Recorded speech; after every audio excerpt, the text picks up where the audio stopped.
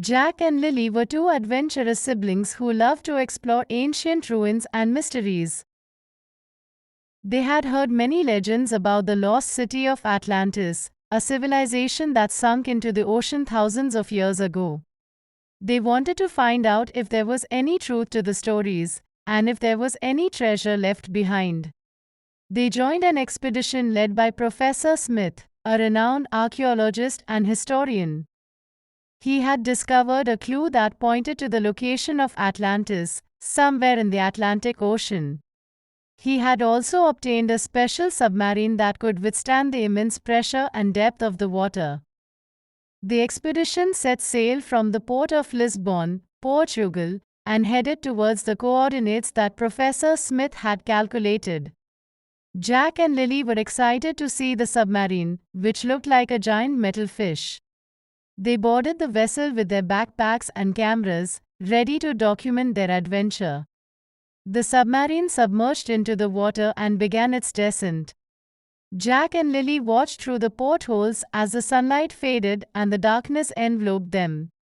They saw colorful fish and coral reefs, then shipwrecks and skeletons, then nothing but sand and rocks. They reached the bottom of the ocean, where a sonar device scanned the area for any signs of Atlantis. After a few minutes, the device beeped and displayed a map on a screen.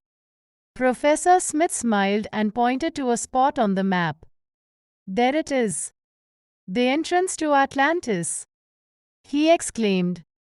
He steered the submarine towards the spot, which looked like a large circular opening in the ocean floor. As they approached, they saw that the opening was actually a tunnel that led to a hidden chamber. The submarine entered the tunnel and followed the path. They emerged into a huge cavern, filled with light and wonder. They saw buildings and statues, made of gold and silver and precious stones. They saw fountains and gardens, with exotic plants and animals. They saw people and creatures, frozen in time and preserved by the water. They had found Atlantis. Jack and Lily gasped in awe as they took in the sight. They couldn't believe their eyes. They had discovered the lost city of Atlantis and its treasure. They wanted to explore more, but Professor Smith warned them that they had to be careful. He said that the city was protected by traps and guardians, and that they had to respect the ancient culture. He said that they could only take one item each, as a souvenir and a proof of their discovery. Jack and Lily agreed, and began to look around.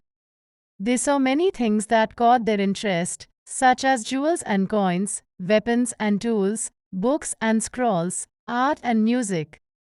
They had a hard time choosing what to take. Jack decided to take a golden necklace, with a pendant that had a strange symbol on it. He thought that it might be the emblem of Atlantis, or a clue to its secrets. He put it around his neck and felt a warm sensation.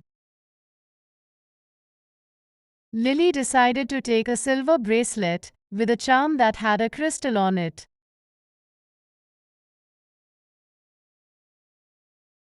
She thought that it might be a source of power, or a key to something. She put it on her wrist and felt a cool sensation.